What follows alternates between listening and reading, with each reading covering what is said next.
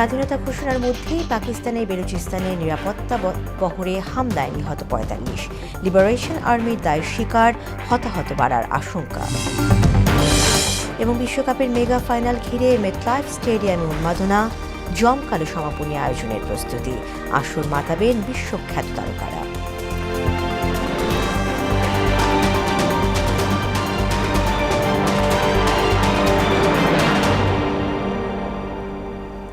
আসসালামু আলাইকুম, মোহনা সংবাদে সবাইকে স্বাগত। শুনছিলেন শিরোনাম, পুরো সংবাদে আছি আমি তাসমিয়া জেরিন। শুরুতেই রক্তাক্ত জুলাই প্রসঙ্গ।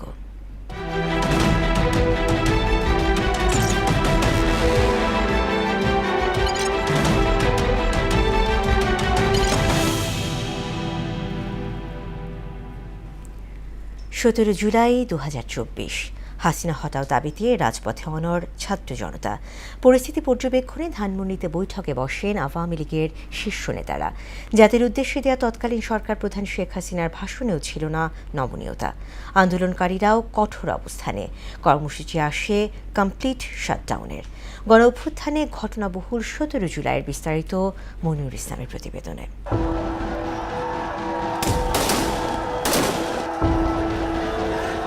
জুলাই গণ অভ্যুত্থানের এই দিনে ছাত্র জনতার আন্দোলনে অন্যরকম গতি আসে। আবু সাইদ ওয়াসিম সহ আগের দিন সারা দেশে ৬ শিক্ষার্থী নিহতের ঘটনায় ফুঁসে ওঠেন শিক্ষার্থীরা।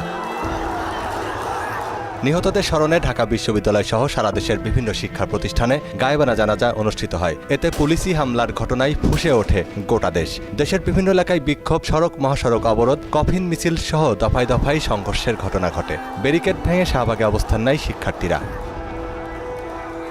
ঢাকা বিশ্ববিদ্যালয় সহ বিভিন্ন ক্যাম্পাস থেকে ছাত্রলীগ নেতাকর্মীদের বের করে দেন আন্দোলনকারীরা। ক্যাম্পাসকে রাজনীতিমুক্ত ঘোষণা করা হলে বিশ্ববিদ্যালয় কর্তৃপক্ষ শিক্ষার্থীদের আবাসিক হল খালি করার নির্দেশ দেয়। দুপুরের পর থেকেই কমতে থাকে ইন্টারনেটের গতি। পরিস্থিতি পর্যবেক্ষণে ওবায়দুল কাদেরের নেতৃত্বে ধানমন্ডিতে বৈঠকে বসেন কেন্দ্রীয় নেতারা। দলীয় প্রধান শেখ হাসিনা নির্দেশনা দেন পরিস্থিতি রাজনৈতিকভাবেই মোকাবেলা করার। দেশের সর্বোচ্চ আদালত বাস্তবসম্মত একটা সিদ্ধান্ত নেবে, এটাই আমরা আশা। সন্ধ্যায় তৎকালীন সরকার প্রধান শেখ হাসিনা জাতির উদ্দেশ্যে ভাষণ দেন। সর্বোচ্চ আদালতের রায় আসা পর্যন্ত আন্দোলনকারীদের ধৈর্য ধরার আহ্বান জানান তিনি। তবে একদিন আগেই পুলিশের গুলিতে নিহত আবু সাইদ সহ ৬ জনের মৃত্যুতে কোনো রকম অনুশোচনা ছিল না তার কণ্ঠে। হাসিনার ভাষণের পর রাতে কমপ্লিট শাটডাউনের ঘোষণা দেন বৈষম্য বিরোধী ছাত্র আন্দোলনের অন্যতম সমন্বয়ক আসিফ মাহমুদ সজীব ভুইয়া। মনিরুল ইসলাম, মোহনা সংবাদ, ঢাকা। ১৭ জুলাই ২০২৪, হাসিনা হটাও দাবিতে রাজপথে অনড় ছাত্র জনতা। বিএনপি যে জুলাই সনদে সই করেছে তা অক্ষরে অক্ষরে বাস্তবায়ন করা হবে বলে জানিয়েছেন দলটির মহাসচিব ও স্থানীয় সরকার মন্ত্রী মির্জা ফখরুল ইসলাম আলমগীর। সকালে জাতীয় প্রেসক্লাবে ঢাকা বিশ্ববিদ্যালয়ের সাবেক উপাচার্য অধ্যাপক ডক্টর এমাজউদ্দিন আহমেদের ৬ষ্ঠ মৃত্যুবার্ষিকী উপলক্ষে আয়োজিত স্মরণ সভায় একথা বলেন তিনি। রাজনৈতিক দলগুলোর প্রতি বিভাজনের রাজনীতি পরিহার করে জাতীয় ঐক্য সুদৃঢ় করার আহ্বান জানান তিনি। বলেন, জনগণের প্রত্যাশা পূরণে জুলাই সনদে দেওয়া প্রতিশ্রুতিগুলো পূর্ণাঙ্গভাবে বাস্তবায়ন করবে বিএনপি। সম্পূর্ণভাবে ভুল ব্যাখ্যা দেওয়া হচ্ছে যে আমরা জুলাই সনদ বাস্তবায়ন করতে চাই না। আমরা জুলাই সনদ বাস্তবায়ন প্রত্যেকটি অক্ষর আমরা পালন করব, এটা হচ্ছে আমাদের কমিটমেন্ট। বিরোধী দল যারা আছেন তারা অনেকে বিভিন্ন রকম মুখরোচক কথা বলে আপনার জনগণকে আপনার উত্তেজিত করবার চেষ্টা করছেন। জনগণের চেয়ে ভালো তো আপনার আর কেউ বোঝে না। দেশের যত রাজনৈতিক অস্থিরতা তার রিমোট কন্ট্রোল দিল্লির হাতে রয়েছে বলে অভিযোগ করেছেন জামায়াতের সেক্রেটারি জেনারেল মিয়া গোলাম পারওয়ার। দুপুরে নরসিংদীতে জেলা জামায়াতের সদস্য সম্মেলন শেষে সাংবাদিকদের কথা বলেন তিনি। যে কোনো সাংবিধানিক ও রাজনৈতিক বিতর্ক সংসদের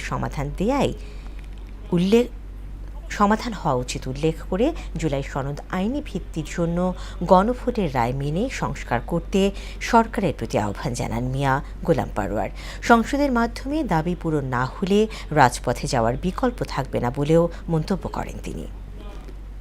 এই দেশের রাজনীতির যত গন্ডগোল পাকানো, জুলুম করানো, কে ক্ষমতায় যাবে আর যাবে না, অর্থনীতি, রাজনীতি, ব্যবসা বাণিজ্য, সংস্কৃতি, সবকিছু রিমোট কন্ট্রোল তো ওনারা করছেন। যে কোনো সাংবিধানিক বিতর্ক, রাজনৈতিক বিতর্ক, সংবিধান নিয়ে বিতর্ক, এটা পার্লামেন্টে সমাধান হওয়া উচিত। বিএনপির উচিত দেশকে সংঘাতের দিকে ঠেলে না দিয়ে পার্লামেন্টে সংবিধান সংস্কার পরিষদে অধিবেশন ডাকুন, শপথ গ্রহণ করুন এবং জুলাই সনদের আইনি ভিত্তির জন্য যে গণভোট হয়েছে সেই গণভোটের রায় মেনে নিয়ে এটা কার্যকর করে সংবিধানে আপনারা সেই সংস্কারটা করুন, তাহলে এই সংকটটা নিষ্পত্তি হয়ে যাবে।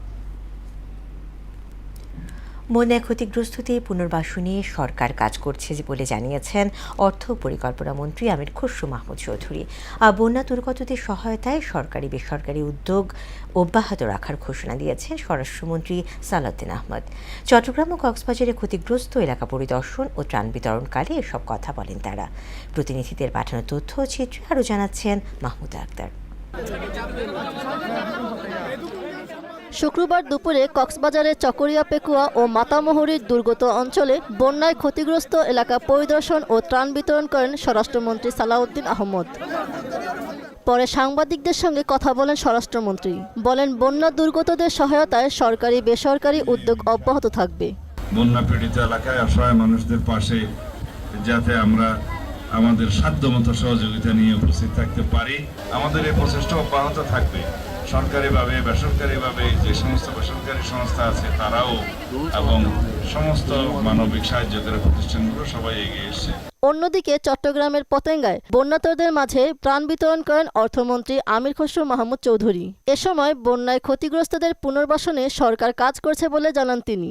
40,000 পরিবারকে চাল দেওয়া হয়েছে, 75,000 পরিবারকে শুকনা চাল ডাল ইত্যাদি দেওয়া হয়েছে। এই ধারা কিন্তু অব্যাহত আছে, এটা চলতে থাকবে। পুনর্বাসন শেষ না হওয়া পর্যন্ত সরকারের সহায়তা অব্যাহত রাখার ঘোষণা দেন অর্থমন্ত্রী। যতক্ষণ পুনর্বাসন কাজ শেষ না হয় ততক্ষণ আমাদের পক্ষ থেকে, সরকারের পক্ষ থেকে সমস্ত কার্যক্রম অব্যাহত থাকবে। বন্যায় প্রায় 7 লাখ মানুষ ক্ষতিগ্রস্ত হয়েছে দাবি করে মন্ত্রী বলেন 1 লাখ মানুষের মাঝে এরই মধ্যে ত্রাণ বিতরণ করা হয়েছে। যাদের বীজ দরকার, সার দরকার ইত্যাদি ইত্যাদি যা প্রয়োজনীয় পুনর্বাসন কাজ এরপরে শুরু হয়ে যাবে। মাহমুদা আক্তার, মোহনা সংবাদ। যেখানে অসুখ বিসুখ। সারা দেশে নবায়নযোগ্য জ্বালানিকে জনপ্রিয় করতে বিনিয়োগ বান্ধব পলিসি গ্রহণের কথা জানিয়েছেন বিদ্যুৎ জ্বালানি ও খনিজ সম্পদ মন্ত্রী ইকবাল হাসান মাহমুদ টুকু। বিকেলে সিরাজগঞ্জে রুফটপ সোলার কর্মসূচির উদ্বোধন অনুষ্ঠানে তিনি কথা বলেন। জ্বালানি খাতে টেকসই উন্নয়ন প্রসঙ্গে মন্ত্রী বলেন, সরকার 10,000 মেগাওয়াট সৌর বিদ্যুৎ উৎপাদনের লক্ষ্যমাত্রা নির্ধারণ করেছে। পরিবেশ বান্ধব এই সৌর বিদ্যুৎ উৎপাদনে কোনো জ্বালানি খরচ নেই। সৌর বিদ্যুৎ ব্যবহার বাড়লে ফসিল ফুয়েলের বিদ্যুতে চাপ কমবে বলেও জানান তিনি। রিনিউয়েবল এনার্জি পপুলার করার জন্য যাতে সবাই ব্যবহার করে সেই জন্য আমরা একটা পলিসি তৈরি করেছি, যেটা ইনভেস্টমেন্ট বান্ধব পলিসি, এবং আমরা সব রকমের ট্যাক্স এটাতে উঠিয়ে দিয়েছি এবং যারা এটা করবে তাদেরকে ট্যাক্স হলিডে দেওয়া হবে। 150 কিলোওয়াট বিদ্যুৎ উৎপাদিত হবে, তাতে ওনাদের সাশ্রয় হবে এবং আমারও যে ফসিল ফুয়েলের যে বিদ্যুৎ আছে সেটা থেকে চাপ কমে আসবে। পুরুষদের পাশাপাশি নারীদের সমানভাবে এগিয়ে নেওয়ার প্রত্যয় জানিয়েছেন প্রধানমন্ত্রীর স্বাস্থ্য বিষয়ক বিশেষ সহকারী ডক্টর এস.এম. জিয়াউদ্দিন হায়দার। তিনি বলেন, উভয় সমন্বিত মেধা কাজে লাগিয়ে দক্ষ জাতি গড়ে তোলা হবে। বিকেলে ঝালকাঠিতে নির্বাচনী ইশতেহার 31 দফা বৃক্ষরোপণ কর্মসূচি, শক্তিশালী প্রাইমারি হেলথ কেয়ার নেটওয়ার্ক ও জেলার টেকসই উন্নয়ন ভাবনা নিয়ে আয়োজিত মতবিনিময়ে একথা বলেন তিনি। গুরুত্বপূর্ণ অবদানের জন্য এক নারী সাংবাদিকের হাতে ল্যাপটপ তুলে দেন প্রধানমন্ত্রীর বিশেষ সহকারী। অনুষ্ঠানে জেলার বিশিষ্ট ব্যক্তিরা উপস্থিত ছিলেন। সাংস্কৃতিক মন্ত্রণালয় ওনারা এ বছরের যে বার্ষিক উন্নয়ন পরিকল্পনায় ওনারা ঝালকাঠি সাংস্কৃতিক পল্লীকে অন্তর্ভুক্ত করে 150 কোটি টাকা অলরেডি বরাদ্দ করেছে। স্পোর্টস ভিলেজ করার কথা বলে দেওয়া হয়েছে। হয়তো 1 বছরে সম্ভব হবে না, এর পরের বছরও লাগবে, কিন্তু আমাদের সন্তানরা, ছেলে হোক মেয়ে হোক, তারা সাঁতার কাটার জন্য সুইমিং পুল থাকবে, তাদের ফুটবল খেলার জন্য মাঠ থাকবে, তাদের ইনডোর স্টেডিয়াম থাকবে, সেখানে বিভিন্ন রকম ইনডোর স্পোর্টস তারা খেলবে।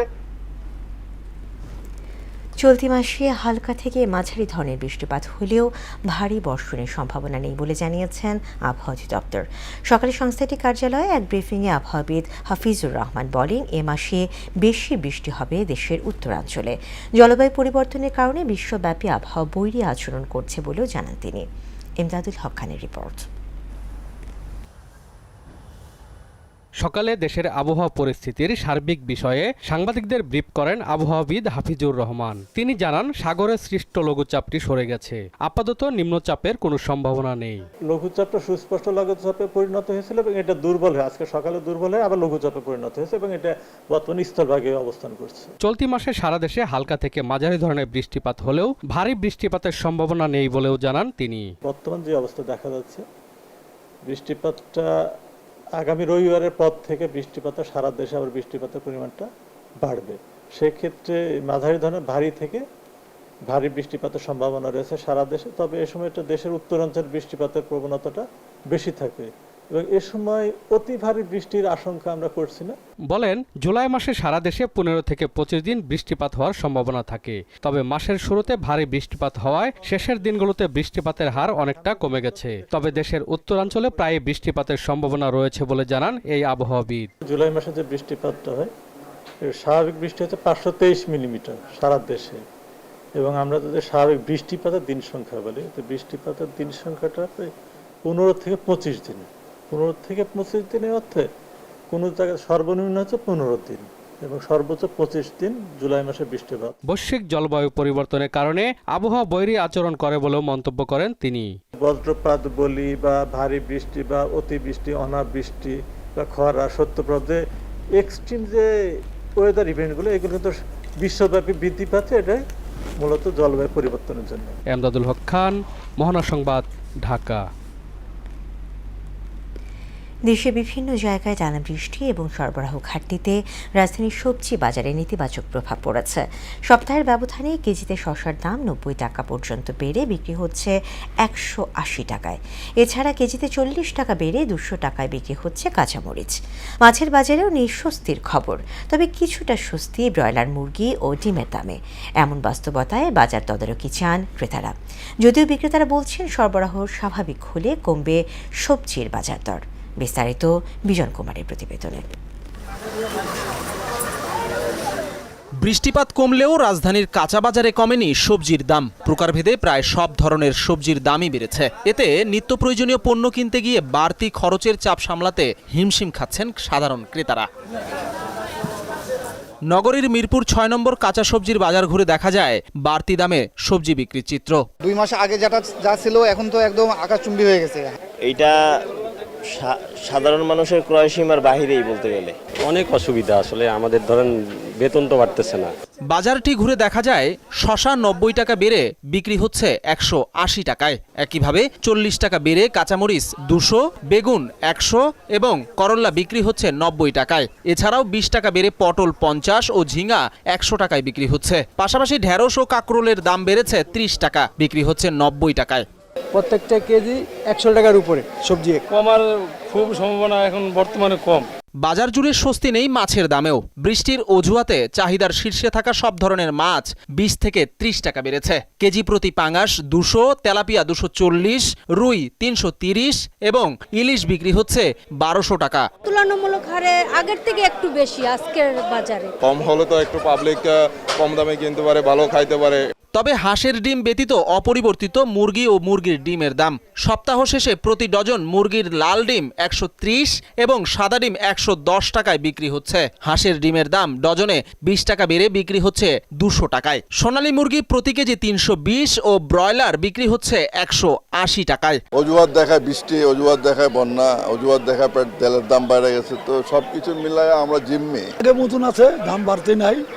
কক বিক্রি দিচ্ছে 320 টাকা, বলার 180 টাকা। আর আপনার দাম একই আছে, সেম। হাসিটা একটু দাম বেশি হালকা। দ্রুত সবজির দাম স্বাভাবিক হলে সব শ্রেণীর মানুষের নিত্য প্রয়োজনীয় পণ্যের ব্যয় কমবে এবং স্বস্তি মিলবে সংসার খরচে, এমনটাই মনে করছেন সকলে। বিজন কুমার, মোহনা সংবাদ, ঢাকা। এবার আন্তর্জাতিক। পাকিস্তানের বেলুচিস্তানে একটি নিরাপত্তা বহরে অতর্কিত হামলায় অন্তত ৪৫ জন পাকিস্তানি সেনা নিহত হয়েছেন। বিচ্ছিন্নতাবাদী গোষ্ঠী বেলুচ লিবারেশন আর্মি BLA এই হামলার দায় স্বীকার করেছে। চলতি মাসে বেলুচিস্তানের নিরাপত্তা বাহিনীর ওপর এটি চতুর্থ এবং গত 2 সপ্তাহের মধ্যে তৃতীয় বড় ধরনের হামলা। পাকিস্তানি সেনাবাহিনী হামলার খবর নিশ্চিত করলেও এখনও পর্যন্ত আনুষ্ঠানিকভাবে নিহতের সংখ্যা প্রকাশ করেনি। অন্যদিকে BLA-র মুখপাত্র জিয়াদ বেলুচ এক বিবৃতিতে দাবি করেন, ফাতেহ স্কোয়াড অত্যন্ত সুপরিকল্পিতভাবে এই অভিযানটি চালিয়েছে। দীর্ঘ সময় ধরে চলা এই সংঘর্ষে নিহতের সংখ্যা আরও বাড়তে পারে বলে উল্লেখ করেন তিনি। সম্প্রীতি বজায় রাখতে সব ধর্মীয় প্রতিষ্ঠানের উন্নয়নে সরকার আন্তরিকভাবে কাজ করছে বলে জানিয়েছেন প্রবাসী কল্যাণ ও বৈদেশিক কর্মসংস্থান মন্ত্রী আরিফুল হক চৌধুরী। সকালে সিলেটে চালি বন্দর মহাশ্মশান কমপ্লেক্সের উদ্বোধন অনুষ্ঠানে একথা বলেন তিনি। ধর্মীয় সম্প্রীতির ক্ষেত্রে সিলেটকে উজ্জ্বল দৃষ্টান্ত হিসেবে উল্লেখ করেন মন্ত্রী। যে সম্প্রীতির নগরী, যেমনিভাবে আমরা বিভিন্ন মসজিদ মাদ্রাসা গ্রেভিয়ার্ড করেছি, ঠিক তেমনি সনাতন ধর্মের এইটা যেমন শরণঘাট করেছি, মণিপুরী সম্প্রদায়ের জন্য আমরা সেই সাগরদিঘির পারও দৃষ্টিনন্দন আমাদের হয়েছে, শ্মশানঘাট হয়েছে। ধর্মীয় সম্প্রীতিতে যে আমরা সিলেট একটা উজ্জ্বল দৃষ্টান্ত, সেটাকে আরও বেশি, এবং এটাকে বলা হয়, সিলেটকে বলা হয় যে আধ্যাত্মিক রাজধানী। জাতীয় ফুটবল দলের অধিনায়ক জামাল ভুঁইয়ার উপস্থিতিতে ঢাকার তেজগাঁওয়ে এক্সক্লুসিভ সেমিফাইনাল ফুটবল স্ক্রিনিংয়ের আয়োজন করছে প্রসাধন সামগ্রী ব্র্যান্ড পার্ক অ্যাভিনিউ। ব্রাঞ্চের স্প্রে অন সেলিব্রেশন ক্যাম্পেইনের অংশ হিসেবে আয়োজিত এই অনুষ্ঠানে বিজয়ীরা জামাল ভুঁইয়ার সঙ্গে দারুণ কিছু মুহূর্ত কাটানোর সুযোগ পেয়েছেন। অনুষ্ঠানে গোদরেজ হাউসহোল্ড প্রোডাক্টস বাংলাদেশের ঊর্ধ্বতন কর্মকর্তারা এই তারকা ফুটবলারের হাতে বিশেষ উপহার তুলে দেন। এই জমকালো ইভেন্টে বাজারে দীর্ঘস্থায়ী সুগন্ধির নতুন প্রিমিয়াম পণ্য পার্ক অ্যাভিনিউ পারফিউম আনুষ্ঠানিকভাবে উন্মোচন করা হয়।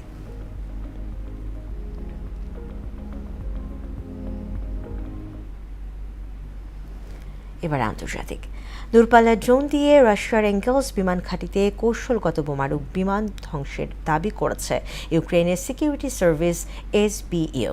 এই বোমারু বিমানটি নিয়মিতভাবে ইউক্রেনে বড় ধরনের ক্ষেপণাস্ত্র হামলা চালানোর কাজে ব্যবহৃত হতো।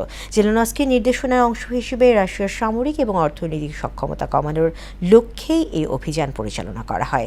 মস্কোর বিরুদ্ধে এই হামলাকে দূরপাল্লা নিষেধাজ্ঞা হিসেবে অভিহিত করেছেন দেশটির প্রেসিডেন্ট ভলোদিমির জেলেনস্কি। শেষ করব মোহনা সংবাদ, যাবার আগে শিরোনামগুলো আরও একবার।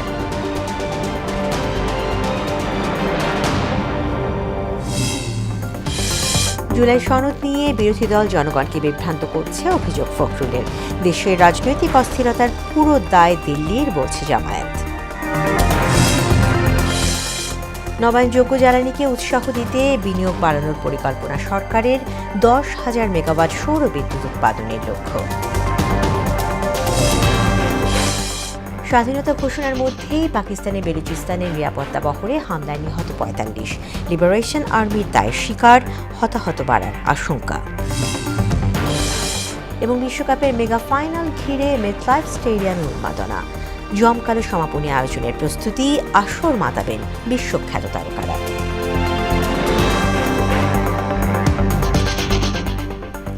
দর্শক, এই ছিল মোহনা সংবাদে। পরবর্তী সংবাদ রাত 12টায়।